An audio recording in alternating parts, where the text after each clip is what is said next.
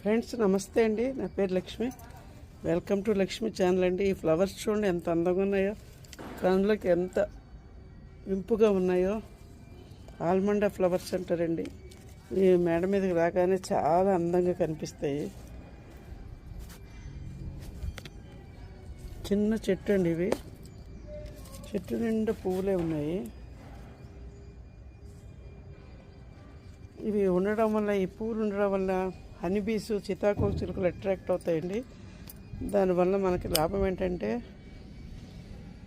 బీరకాయ పాదులకి, వంకాయ మొక్కలకి పాలినేషన్ బాగా జరుగుతుందండి, ఈజీగా జరుగుతుంది.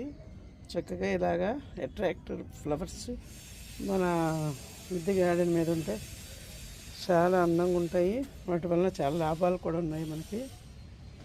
సొరకాయ మొక్కలకి, పాదులకి పాలినేషన్ ఈజీగా జరుగుతాయండి.